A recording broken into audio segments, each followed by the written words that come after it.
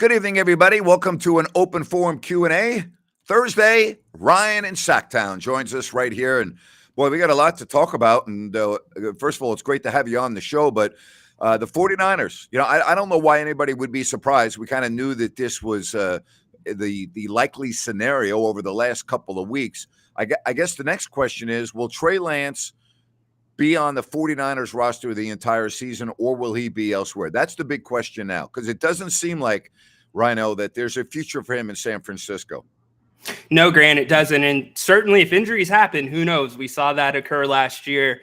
I think San Francisco holds on to him at this point. Why not? The Athletic had an article with 8 GMs or 8 officials around the league. They thought San Francisco could possibly get a 3rd-round pick, maybe even a 2nd-round pick for him. And inevitably, a QB1's going to go down around the league. And at this point, Trey Lance's value is pretty much nothing. So right. I can only see his value going up. And, for San Francisco fans, it's one of those things. You saw the writing on the wall. You knew it was coming, but sometimes it's still hard to face that reality when it hits you right in the face. All right. Well, when you look at all the mistakes, and I did a rant on this today, that teams make at the quarterback position, okay? You can talk about the Jets. I'm going recent memory, okay? Sam Darnold, high draft pick. High. Zach Wilson, 2nd. You look at what the Bears did a couple of years ago, trading with the 49ers to move up one spot to draft Mitchell Trubisky. Bust. The Browns selected Baker Mayfield first. He's now on his 4th team. It's amazing to me how many teams misevaluate quarterbacks, which tells me it is so hard to look at a collegiate quarterback and try to figure out how they're going to be at the next level. Now, there are always exceptions where guys that are almost no-brainers, but then you have the Tom Bradys and the Joe Montanas who are nowhere near the top of the draft, right? And they end up being, the greatest in history. Then you have a Brock Purdy, Rhino, who goes the last pick in the draft. He has never lost a game as a starter. It's just mind-boggling to me. Yeah, it's an imperfect science, Grant. The quarterback position is just such an anomaly. It stands out of all the sports. And really what I think it comes down to, because some of the names you mentioned, they have good talent. They have raw talent, but it comes down to what's upstairs, right? And when you go through the pre-draft process, a lot of times guys are going to say what the teams want them to hear. And it's a whole nother thing once you get that guy into camp and they are looking at your scheme, they're looking at your system. And I just feel like that mental part of the game is so incredibly important to that position. Quite frankly, Trey Lance, that's where he somewhat struggled this preseason with decision-making. Said Trey Lance is the biggest bust in Niners history. I don't know if you can say that just yet, but he might be. All right. Jerry Jeudy, hamstring, out for a couple of weeks with Denver. What an awful way to start the season. He will not be on the field for the opener against the Raiders and probably a few weeks behind. That's a big loss for Russell Wilson, Sean Payton, and the Denver Broncos. Yeah, for this to go right for the Denver Broncos and Russell Wilson, everything needs to align correctly. And you need to get off to a hot start. You need to have your guys around you. Russell has to have a specific system. And we don't even know if that's there in Denver right now, but not having Jeudy, having a speed guy on the outside, that's going to be difficult for Russ with him trying to stay in the pocket a little bit more.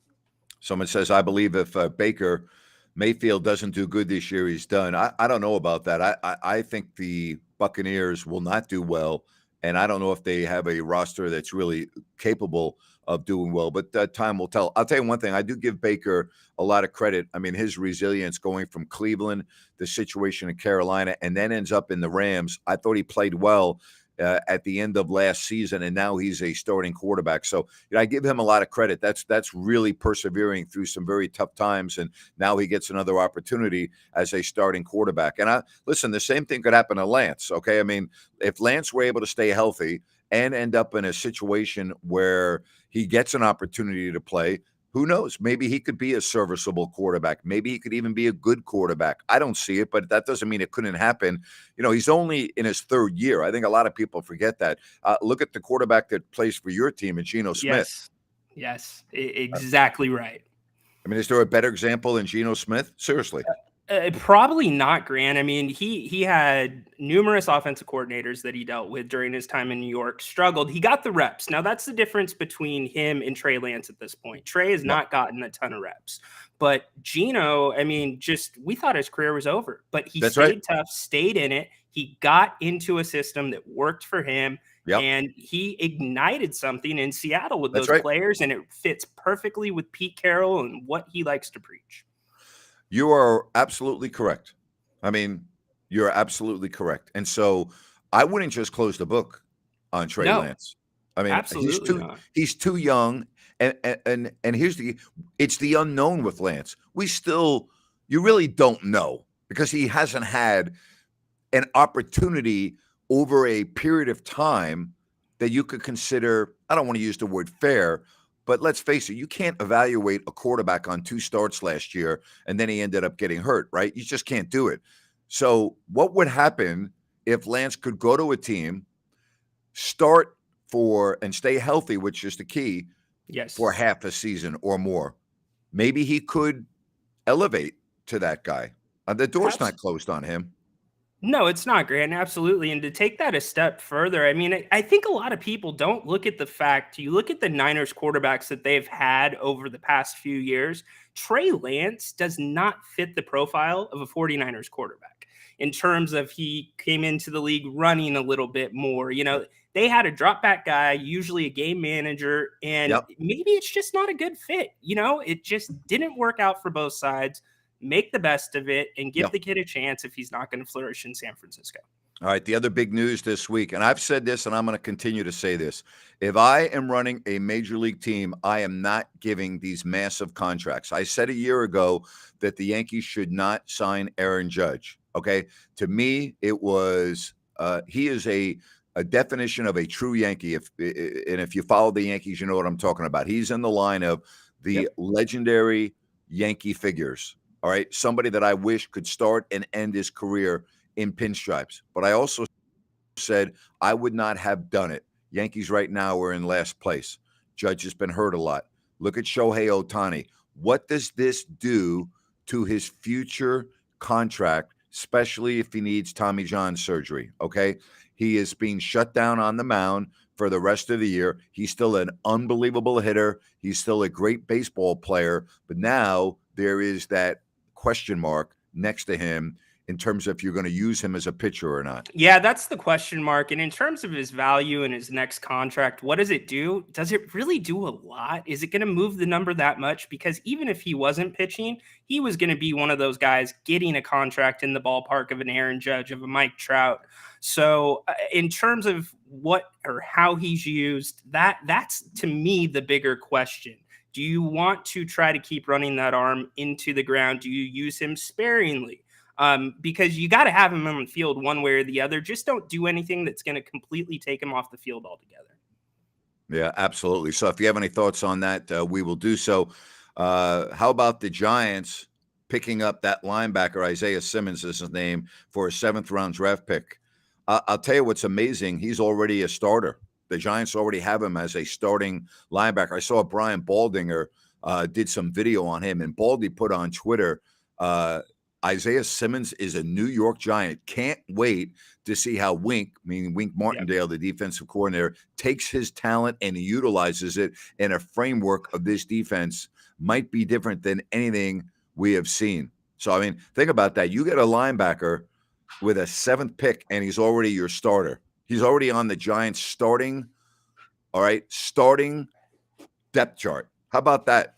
Incredible. Great job by the front office, obviously, to bring him in, but that's the quarterback of the defense, right? So if Wink, and he is a great defensive mind, you know that as a Giants fan, he is going to have his way with this kid if he can stay healthy. And I think it's going to be a lot of fun, especially in that division that they're going to be playing in. Yeah, and week 1 at home against Dallas on Sunday Night Football. How about that weekend in New York? Giants, Cowboys, Sunday night. The next night, the Jets and the Bills. And I've always said this, and I will continue to say this, Monday night is September 11th. Yes. And whereas as an Americans, we were all greatly affected by 9/11, it's different in New York. Okay, it just is. And I've always thought that the New York teams should be at home during the weekend of the anniversary, and so I'm happy for both the Giants and the Jets to be there at 9/11. I've had Bob Papa, the voice of the Giants, on my show a number of times, including last or 2 years ago, talking about the 20th anniversary of 9/11 and what it was like flying into New York that morning and the Giants charter pulling up next to Flight 93 of United. And Bob telling me it was early in the morning and there were still some people waiting to board that aircraft.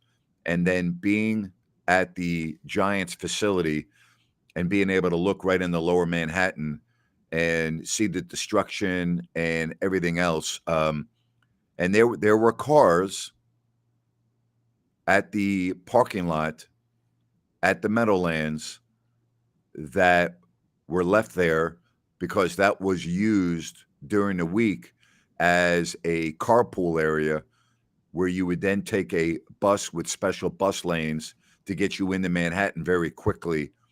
And there were a number of cars that were never picked up because of those that perished in the Trade Center. So, I mean, there's all kinds of stories. There's stories of Giants season ticket holders that had gone to Denver the night before.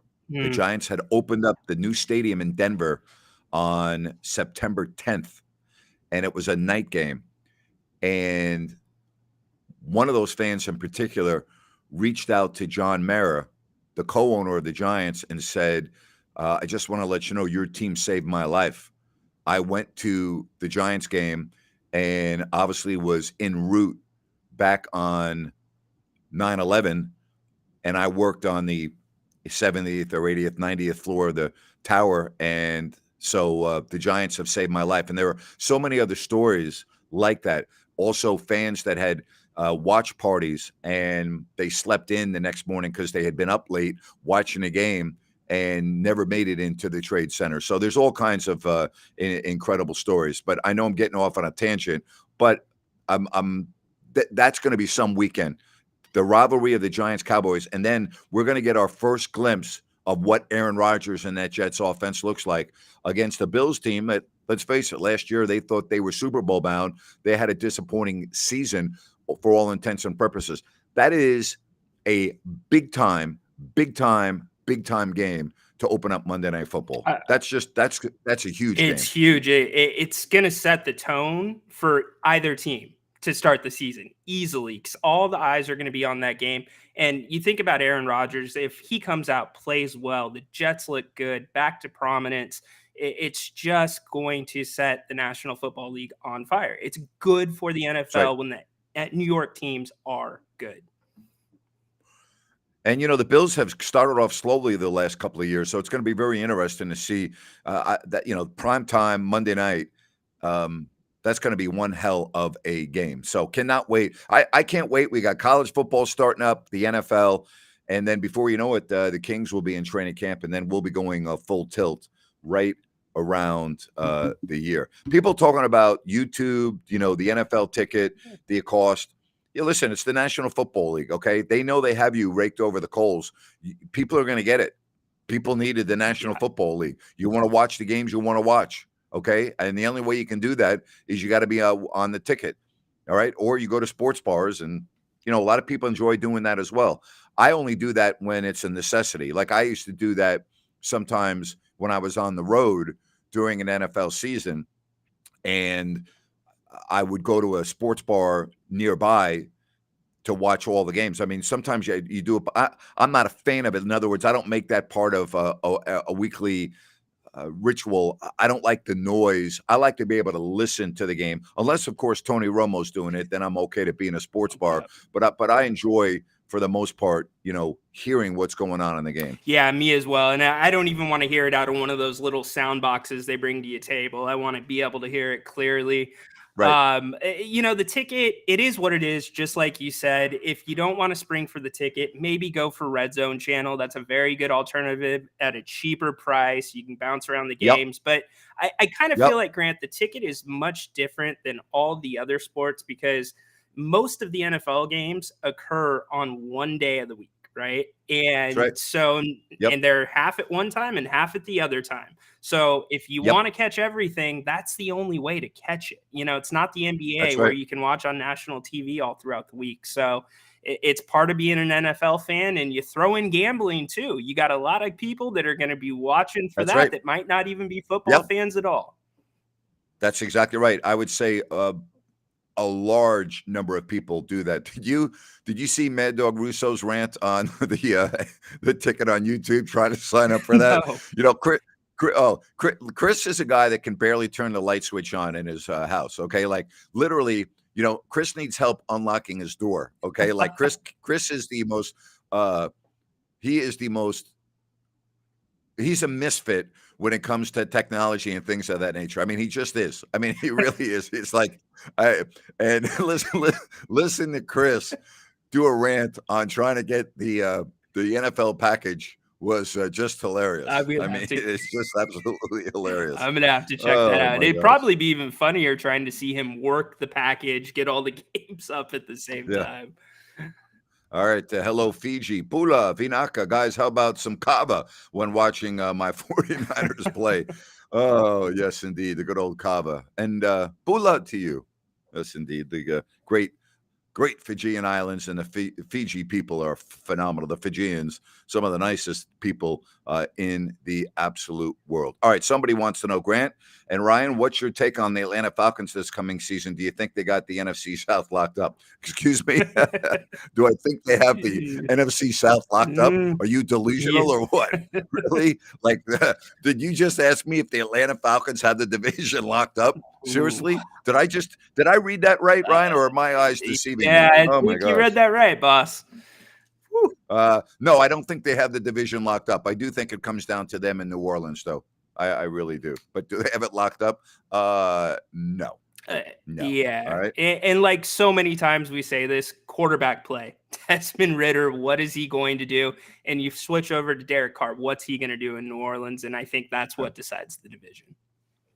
All right. Somebody said about the ticket, I don't see why the price increased 50% and not provide any extra value. I suppose business is business. I didn't know that it went up 50%, and I am not aware that they're not providing any service or extra service. I'd have to look into that, And yes, thank you. Do hit the thumbs up. And if you have not yet subscribed, please hit the subscription button. I would appreciate it. That way you'll know when we do our content. We're going to have a lot of shows coming up in the fall, and you will be notified. Don't worry. You don't get emails. You're not going to get help for money. None of that. You just hit the subscribe button, and that way you know when we are doing shows. So I appreciate that. And I always say this, if you want to get in touch with me or Ryan, and I would forward the email to Rhino, just go to gnapier@gmail.com. Drop me an email, any show ideas, any things that you might want to see. Send me an email, gnapier@gmail.com. And if you want to go to my website, it's ifyoudon'tlikethat.com or grantnapier.com. So you can check that out as well. Most, if not all of my work is on If You Don't Like That, okay? All my rants, all my podcasts, anything that has an audio platform is on my website. So sometimes that's easier for people that are not savvy, technologically speaking. I still have people going, how do I get your podcast? And I'm like, okay, just go to you know how to get on the internet? Here's an easy way to do it. Go to grantnapier.com, or you can go to ifyoudon'tlikethat.com. There you go. So there you have it, Grant, try to get an interview with Jim Nance. I've actually had Jim Nance as an interview, not on this platform, but I have talked to Jim Nance, and he is a class act, and I'm grateful to say that I know Jim, and I don't know if I would consider him a friend. I consider him a colleague and someone that I respect immensely. And Jim knows me well enough that when he sees me, he goes, "Hey, Grant." So, but I don't have his number or anything. But thank you. I would love to have Jim Nance on. He's a class act. No doubt about it. All right, here's a good question. Thoughts on Josh McDaniels as a head coach? I feel make or to break it for the year for the coach. Well, he has not proven that he can be a head coach in the NFL. He failed miserably with Denver, and he took a playoff team that he inherited with the Raiders and only won 6 games. So the book is out on McDaniels right now, and it's a book that does not read very well. Okay, he's got a lot to prove. That's a very good question. Yes, indeed. It's the classic story of great coordinator, not so great head coach. And that doesn't mean you can't turn it around, but he's got to do it in a difficult situation too. In Las Vegas, the Raiders, sometimes not the easiest franchise to work within, but it's his show. We'll see what he does. Yep, absolutely. Keep the questions coming. Love it. And I've got the Raiders, okay, under 7 this year. I don't think I got the over under 7. All right. I'm going under. I think they go 6 wins or less. We talked a little bit about Isaiah Simmons, about going to the Giants. I think it's pretty amazing with this question that he's already a starter. So that either tells me the Giants linebacking core is very weak, right, or they really liked him. But to only give up a 7th round pick is pretty amazing. Alberto says the story about him starting broadcast with Hello Friends is very heartwarming. His whole story is pretty amazing, Jim Nantz. And he started as a young network announcer. I mean, he got young. He was in Salt Lake City doing the sports on the news, and then jumped right into the network spot on CBS, and really, is Mr. CBS. Yeah. When you think of CBS, and I think the next guy that will be Mr. CBS will be Ian Eagle, who now is the Final Four announcer, taking over for Nance. I don't see Ian in the golf role that Nance is in, but I could see Ian being elevated to the number 1 seat on the NFL on CBS. I think Nance will host golf, particularly the Masters, until he can't talk anymore. I really believe that. I believe he'll be a Vern Lundquist. And I mean, Vern can still talk. I'm just talking about in terms of stature. Yeah. Pat Summerall did all the golf for a long time. I think he's going to be Ken Venturi. I think he's going to be in that stature. I don't think Nance is going to give up the golf until he absolutely has to. Yeah, it seems that way. And he's so good at it too, Grant. He understands golf. He has the right tone. So I love listening to him on golf coverage. All right. This one, Fiji is worried about the Nick Bosa situation. What do you think, Mr. Napier? Will he sign before this season starts? I think he will, and he better, because they are not anywhere near the same team without Bosa. I mean, he is as valuable, in my opinion, as any player on that team. Absolutely. And it looks like hopefully they will get it done. I'm in the same camp as you, Grant, and they've built everything around him, bringing in Hargraves, and if you don't have Bosa on the field, then what are you going to do from there in your scheme? So they've got to find a way to get that done. Someone said the Steelers, the sleeper team. The one thing I love about Mike Tomlin, I love his no nonsense. I just love the way, all the starters are playing in the 3 preseason games. He's not resting his ones. They're all playing, getting ready for the season. And I'm gonna say something right now why I think that's important. When you see good teams struggle early in the season, more times than not, it's because it's their first time on the field. I want you to keep an eye closely on that week 1 game with San Francisco at Pittsburgh, okay? For 2 reasons. The weather, which could be hot and humid, and the fact that the Steelers in all 3 preseason games are playing their number 1s. I think that really helps coming out of the gate. So that's one of these games, even though I picked the Niners on my podcast, that's a game that I could see the Pittsburgh Steelers winning, almost like I saw the Niners losing last year at Chicago. Now, that was somewhat of a different story. Justin Fields, the wet ball, slippery, Trey Lance, not very good. That was a horrendous day weather-wise. I know both teams played in the same conditions.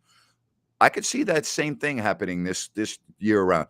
Don't discount how Mike Tomlin has coached this team in the preseason. I agree with you, Grant. And just to add on top of that, there's a level of communication that you cannot practice, because when you're in practice and the ones are going against the ones, you know the plays your team is going to be running against you at some point, because it's your team, right? It's all you see. But when you're out there against another team, and you've got your ones out there and you're seeing new plays and formations for the first time that you've only seen on film, and the guys have to communicate, have to check things at the line, that's where it gets those little details. They get locked in before the start of the season when the ones play in the preseason. All right, Justin has a question for you, Ryan. Yes. Ryan, would you buy the new Kings jersey for $240? So they have a new jersey. I'm not even aware of that. $240. So what's the answer to that question, Ryan? I would not buy the new Kings jersey. So I am anti-jersey if you are over 35 years old. That's just my personal policy. But 240, maybe if they were playing in a Christmas Day game and it was a Christmas Day uniform. Okay, here's what I'm also anti. Unless you're with your son or your daughter or your grandson or granddaughter. When you go to a baseball game, if you're an adult and you bring a glove, get a freaking life, okay? So if you're with a son, if you're with a kid, that's fine. You're all doing it as a group. Sure. But if you're an adult walking into a ballpark with a glove, come on. So your over under on the jerseys is 35. I'll tell you, there are two sports in particular where you see the most jerseys. One is the NFL, yes, or college football, and two is in the National Hockey League. You always see fans, adult 30, 40, 50, 60, 70-year-olds with their hockey jerseys have been called sweaters for a long time, but with their jerseys, okay? So you don't like that look on an adult, huh? You don't want to go to a Seahawks game, go up to that beautiful stadium, and in your section have people older than you with their Seahawks jerseys, right? That's not the look you're okay. Yeah, it's not. I'd rather see the polo or the sweatshirt. And what I really don't like is your own last name on the back of the team shirt. Oh no. Now you're stepping too far. No. You cannot do that. And I'll tell you something else that's a real pet peeve of mine, and it drives me crazy. The Yankee fans who wear their Yankee pinstripe jerseys with the player's name on the back. First of all, I don't know why the companies make those jerseys. And number two, why would you buy a jersey that has the Yankees have never, ever, ever, ever, ever had their names on the back of the jerseys? It's just the numeral, okay, or numerals. Don't put the name on the back of the jersey. Like I go to Yankee Stadium and I see all these people with their 99 jerseys and above that Judge. Yeah, we know. Take the damn name off. I don't know what it drives me crazy. But see, isn't that the special thing about the Yankees? You don't need the last name typically. You know the number. That's right. And that's not atypical for other baseball franchises. So I agree with you there. Yes. All right. So Garrett says, I'll keep bringing my glove. Needed to catch my free hot dog.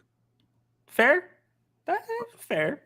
You need a glove to catch a hot dog? You can't catch that with your hands? Those things come pretty quick, Grant. They got the hot dog cannons now. Come just like a fastball. Is that right? Oh, yeah. Garrett, back me up there, buddy. All right, so you take your hat off and you catch it with your hat. Oh, good luck. Yeah. Patrick says the Jeter ones are terrible. Yeah, I'm agree with you. I don't understand it. You'd be like walking into Yankee Stadium with a Lou Gehrig jersey on or a Mickey Mantle jersey with the name on the back. Please stop it. Would you please? Yeah. Yeah. I get, and I am a superstitious Seahawks fan. Don't get me wrong. Yeah. Some people have their superstitions where they wear their same jersey. I can draw a little line in the sand where I can see that jersey's 20 years old, like legit been worn for 20 years. Okay. Versus, the throwback jerseys, and it's more for style than, supporting the player or the team. So here's all right. So I'll tell you what I did. Every year, I would take both my sons back to New York before basketball started for a Giants game. Mm-hmm. And this started, Trent went to his first Giants game. It was a Monday night game, Giants and 49ers. Or it could have been Sunday night, but I believe it was Monday night, and he was 4 years old, okay? and I wore a jersey with my son. All right, kind of a father-son Yeah. thing. And when my boys were going to the Giants games before they were 10 or 12, they would always wear, I would, for their birthday or Christmas or whatever, I'd always get them, jerseys. And I would wear a jersey with them as a father-son type of a deal, right? Yeah, that falls into the baseball rule, right? The baseball glove. Right. You're doing it Now, with the kids. yes, if I went to a Giants game by myself, I would wear maybe a Giants sweatshirt or a Giants polo, but not a jersey because come on, I'm not too old to wear it. So I'm along the same line as you, but I would wear my gear, but it would be depending on the climate. Yes. If it was November or December, it would be warm, and if it was September, it would be a Giants polo shirt or a Giants t-shirt, right? Yep. That's what I would do. Yep. But if I were with my kids and they were wearing their jerseys, I would wear my jerseys with them. Totally acceptable. Totally acceptable. Yeah. All right. Which player's jersey were you wearing? Whoa. Come on. Bringing a hat to a game? What are you, 5? Grow up. Yeah, what's wrong with wearing a hat to a game? Like what Ryan's wearing right now. Garrett, you don't, like if I go to a Yankee game and I'm a Yankee fan and I have a Yankee cap on, more than half the people in the stands, you go to a Giants game.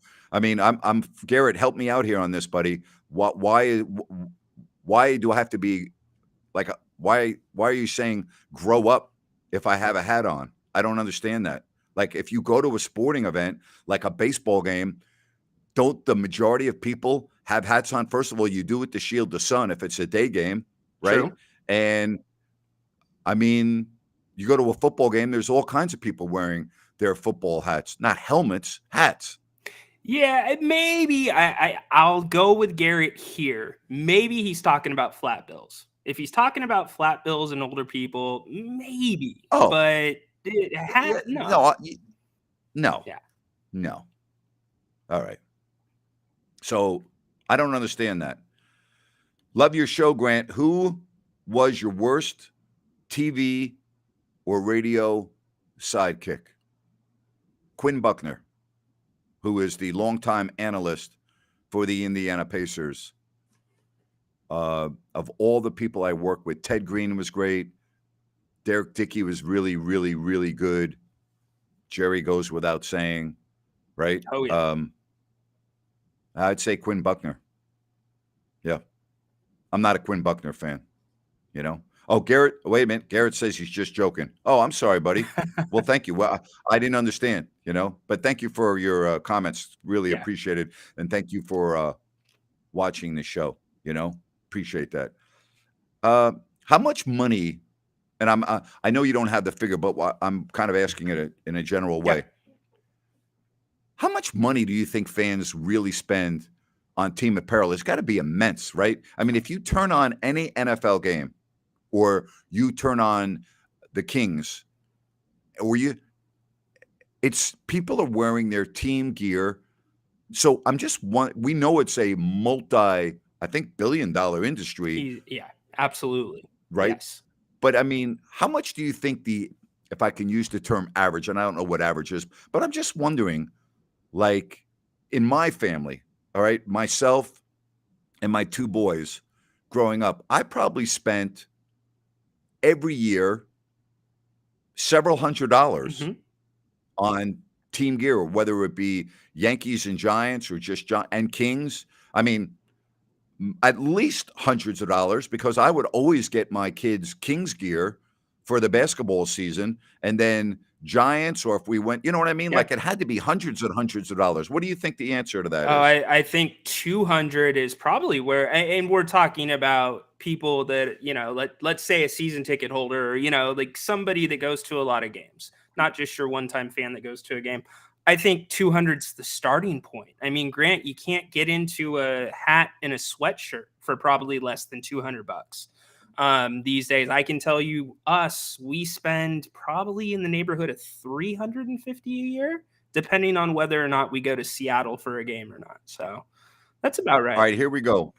Over under 500 I'm under slightly. I would say I'm under I'm slightly under. too. I'm not spending over $500 a year on team merchandise. I'm I, not, you know. I'm So, under. yeah. I'm under unless they make the Super Bowl, and then that's a whole different category because they've got all the Super Bowl Yes, gear out. So yes, absolutely. I'm with you. If it's Super Bowl, I'm over 500. Okay. I would agree with that. And I'm sure I'm like you. The minute they win the Super Bowl and that commercial comes on to get you team licensed apparel, hats, shirt, I'm online ordering that, yep, right? Don't, yep, right? We all do, yep, right? You want the official Super Bowl hat, right? And you want the Super Bowl shirt that they had on in the locker room, right? Don't we all? always, Right? most times, yeah, absolutely. So there you have it. All right. Love the questions. All right, so here we go. No, he's not the best point guard in the history of the NBA. Okay, Magic Johnson would have been an all-star at all 5 positions. Magic is a better point guard than Curry. All right, but that doesn't mean they're both not great, and it doesn't mean that you would be opposed to having either one on your team. It's not an argument that will ever have a winner or a debate that will ever have a winner because it's subjective. But as somebody that announced games in the Magic Johnson era and announced games in the Steph Curry era, Magic was the most special point guard that I've ever seen play with my 2 eyes. Steph Curry, great, special, yes, but not Magic Johnson-esque. So for me, I can't put him ahead of Magic. That's a hard one for me because I didn't see a lot of Magic growing up. I saw the tail end after, he came back for the All-Star game and came back for the season. I guess I would kick it back to you, Grant. When I look at this question and you saw them, as you said, both play in person, I think it's got to be a 2-person conversation between Magic and Steph because both of them changed fundamentally the position during their eras of play. Yeah, they transcended the game. That's very true. Yes, very true. Absolutely. You know what? Good job there, All right, so here we go again. All right. How many times do we have to go over this? All right. Bash, I want you to listen to me very carefully, okay? And I want you to write this down, all right? Or take a screenshot. Send me an email, okay? I believe we've already corresponded with you, if I'm not mistaken. So, gnapier@gmail.com. We had a couple of orders where the people did not receive their merchandise, even though it was shipped, sent, and or this man that I'm working with hand delivered. That's right, hand delivered a number of shirts. He even hand delivered a shirt that someone said they never received. He hand delivered it, okay? But you know what I'm all about? I'm all about integrity and honesty. And if you paid money and you did not get a shirt, Ryan and I have both been refunding people that did not receive their shirt their money. Yep. Okay? So again, Vaj, if you did not get what you paid for, all you need to do is send me an email and we will make it right. That's it. That's all it takes. Yep. Okay? That's all it takes. We're not trying to rip anybody off. We're not trying to deceive anybody. This is the first time that we've done this. We had a few glitches, but not many. I'm pretty proud of what Ryan did and what we did. I really give Ryan most of the credit. And so we're going to make it right. Just reach out to us, okay? Yeah, Vaj, There you have it. let me add on really quickly. We've looked at the process. Give us another chance. We have revamped the entire process for the upcoming season. Yes. Our hands are off of Yes. it. Third party handling everything. Yep. So we will make it right with you, and please just give us another chance. And Paul, thank you very much for vouching. I really don't need people to vouch for us, but thank you. I do appreciate it. All right. Go ahead. Refresh yourself. Sorry about that. A little liquid refreshment there. Let's update everyone on the stream now about the Pick'em League that we do over on Listen App. All right. I know you put the information out on Twitter. So right now, is that the best way for people to sign up? What happens if they don't have Twitter? Yeah, if you don't have Twitter, go ahead and just email me at Rhino, RYNO, in Sactown at gmail.com. If you don't have a pen right now, just email Grant. He'll forward it to me. We'll get you set up. But we are all set up with Yahoo. We're doing our Pick'em League again. We'll be picking all of the games for every single week against the spread. So your picks will actually be tracked and made through Yahoo. And we're going to do a discussion, whether it be on this forum or on Grant's Listen App show, about maybe a couple games every week throughout the week. So we're really looking forward to that. Jay Griffiths has donated a $100 gift card for the winner. So if you do have Twitter, go to my Twitter account. Grant also retweeted it. We have the league ID and the password, which is NAPES. There's also a link that you can click on, sign up, and come have a fun time with us this season. There's both our Twitter handles right on the screen. Rich, hope you had a good time at the concert, and happy that they knew my boys. You said, hey, Grant, I ran into a couple at a smog shop in the college area from El Dorado Hills. Their son was starting at San Diego State University, and they saw my King stuff on my truck. They said they knew your boys. Good job right there. Good job right there. Ryan approves of that, by the way. I very much approve. And Rich, have fun this weekend or next weekend. First game for SDSU. Yeah. All right. Someone wants to know, what's my favorite Mitch Richmond moment? There were many. He was a great player. I don't really have a favorite moment in particular, but he was great, Yeah, just thank you very much. Said, okay, that sounds like fun. I'll head over to Twitter to get into the Pick'em League. Absolutely. I will sign up next week as well. All right. Someone said Bennett's in Rockland, their big event coming in September. Well, I have not received any notification, but I will say this, okay? I will be at Bennett's in Rockland in 2 weeks and 3 weeks and 4 weeks and 5 weeks. I will be out there on a fairly regular basis. Their new West Side Grill in the Blue Oaks Town Center in Rockland. Go to Bennett'sRestaurants.com, check out their full menu and more, prime seafood and steak, and I will be out at Bennett's. So maybe I'll run into you. If you see me out at Bennett's West Side Grill or the Bennett's in Roseville on Eureka Road, come by and say hi, would you please? Come by and say hello. That's Bennett'sRestaurants.com. Can't wait, man. I miss their food. I love that place. Can't wait. I'm a big fan. Can't wait to see the new restaurant, too. They always do it absolutely right. So, going to be exciting. Justin says, Grant, I'm assuming your new book will have a lot of insider secrets. A lot depends on what happens with my lawsuit. So I can't answer that question right now. All right? I can't, but hopefully. All right. There's Rich again talking about those Ohio Bobcats in his neck of the woods playing San Diego State. Can you believe he asked me yesterday how I thought that game was going to go? Really? I got to talk about the Ohio Bobcats like I'm supposed to know what the hell's going on with the Bobcats from Athens, Ohio? Napes, he took one for the team. I was going to ask you how the line's going to change now that Jim Harbaugh isn't going to be coaching against your Bowling Green University. Is it Green Knights? What is Bowling Green State University? Yes, Bowling Green State. So Jim Harbaugh, that's one of the games he's suspended for. Yeah, huh? Game 3, I believe.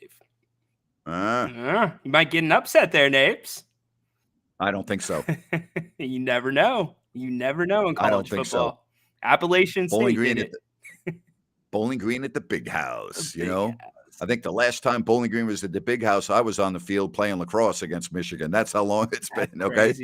Grant, how big is that place when you're down on the field playing? To be honest with you, it doesn't look as big in person as you would think. The playing lacrosse at the Horseshoe in Columbus was much more impressive because the Big House goes into the ground. And so when you walk up to the stadium in Michigan, you're like, it's like the Yale Bowl in Connecticut. You're like, that's the stadium. Well, it's built so deep into the ground. And the other thing about the stadium in Michigan, it's all one level, like one tier. You know what I mean? And so it doesn't have the same effect of like the stadium in Columbus. Like when you go and you play, and you're on the field in Columbus, it is a wow. You're like, oh my God, wow. Even though it doesn't hold as many fans as the big house. But in terms of being in it, and again, I'll say this. It was like the first time I walked in the Rupp Arena in Lexington, because we had a couple of preseason games there for a couple of years. And I was very unimpressed. I was like, this is Rupp Arena? Really? You're kidding Yeah. me. Like, I couldn't believe it. It was very unimpressive. The big house in Michigan, when it's empty, and I've been in it when it's full, but when you're in it when it's empty and you're playing lacrosse, yeah, but it just doesn't have the same visual impact as being in Columbus at their stadium. Makes sense. Makes sense. Just stylistic, the way it's laid out. I mean, it's always been Yeah. so crazy to me how college football games are able to pull the amount of fans that they are able to pull It's on a incredible. weekly basis. It's Love incredible. it. This one right here, last year at Bennett's Roseville, seeing Grant and Ryan's head get shaved was fun. I got my head cut yesterday. I did not go number one, but It did look a little shorter. Yeah. You got a yeah, little yeah. guard on there. Yeah. Okay. Very nice. Yeah. All right. Absolutely. Very You know? nice. Paul, you didn't miss my take on the Raiders. My podcast that's going to be released tomorrow breaks down the season game by game. So my podcast will be released sometime early tomorrow morning, and you can listen to it there. All right. Somebody wants to know if I've talked to Scott Pollard. I talk to Scott every week. He lives in Carmel, Indiana, and his son is on the varsity football team in Carmel. And so they're really enjoying that aspect of their son, Ozzie, who is being sought after by a lot of colleges for football. Like Scott, he's huge, and So I've been keeping up to date with Scott. Scott's been very open about this, so he would not mind me sharing this. Scott has had many issues with his heart, which has been an ongoing issue for all of the men in his family tree. I believe Scott told me there has never been a male Pollard that's lived past 55. Wow. And because of their size, their heart issues, and again, I don't think Scott would mind me saying this, Scott is eventually going to need a heart transplant, not now, but it will not be from a human because the heart's not big enough. They are now doing amazing things with the hearts of pigs. And there actually been valves and things of that nature from a pig that are in humans. And they are experimenting and feel that the next big medical breakthrough, and I don't want to speak out of line too much because I'm not a cardiologist, but that there's been incredible inroads with the heart of a pig and into a human. So Scott has had many issues over the last 12 months, particularly with his heart. And right now he's doing well. He wasn't doing well 2 months ago. And 3 months ago, he was having some issues. He's on a lot of different types of medication, and it is a daily ongoing struggle. So I actually, the reason why I know Scott would not mind me saying this is I had Scott on my podcast within the last year, and we talked about a lot of these issues. I'm actually going to have Scott join me here on If You Don't Like That, and we'll go over everything again. But it is a ongoing issue, and because of his size, it creates a lot of different issues than somebody that might be the size of Ryan or I or somebody else. So isn't that amazing what they're doing with the hearts of pigs from a medical perspective? I mean, they're already using parts of a pig's heart, valves and that nature in humans, and they've had great success. It's incredible. It's absolutely incredible. And I guess it just begs the question, what else is next for other ailments and, maybe other animals or other things? I've always said this because I believe this. For the people that are going through really difficult medical circumstances right now, and they feel like there's no hope, you never know what tomorrow is going to bring when it comes to medical technology. And I will just use sports as an example for right now. If you tore your Achilles as a basketball player, your career was pretty much over. Okay? There have been players that were able to bounce back, Dominique Wilkins, Kobe Bryant, but those really were few and far between. Your career was never the same. Now, when you have an Achilles, not only are you back, you're back sooner than anyone could have ever imagined. Same with knee surgeries. My dad tore his knee up in college, and he was being looked at by NFL teams, including the Baltimore Colts.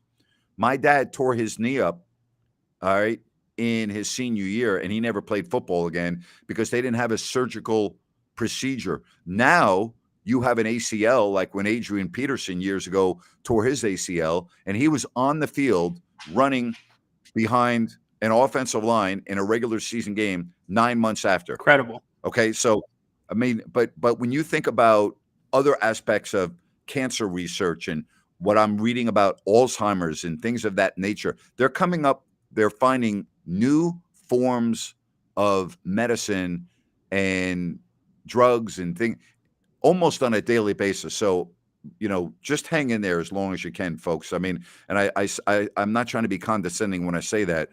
Listen, there are people right now that their clock is ticking in terms of what they've been told by a doctor. You only have X number of months, and I can't ever, I just can't even imagine how devastating that is. But you have to pray that medical technology will come up with something that can save your life. And it happens. There are miracles every single day with medicine. There absolutely are. And you got to send the prayers up and just keep the faith. Stay positive. That goes a really long ways. And you're dealing with your own issues, yes. With your hip, and you have another procedure. Well, you don't mind me saying this, do you? Absolutely not. Ryan's having his other hip done tomorrow, and you're going to be off the grid for a couple of weeks. Yeah, I'll be taking a couple of weeks off, which will be nice. But yeah, second hip replacement this summer. First one was so smooth, I thought I'd do the other one. But I'm excited to be pain-free and back to normal. So that procedure on your first hip has completely alleviated your pain? 99%. And here's the crazy part. 95% 3 days after surgery. Really? Yes. Okay. And on a scale of 1 to 10 on your hip that you're having done tomorrow, as we sit today on Thursday, scale of 1 to 10, 10 being really bad, 1 being not bad, how much pain are you in on a daily basis with that hip right now today? Easily a 9. Easily. Can't walk without a cane. Grant, you've seen that when we were doing our shows.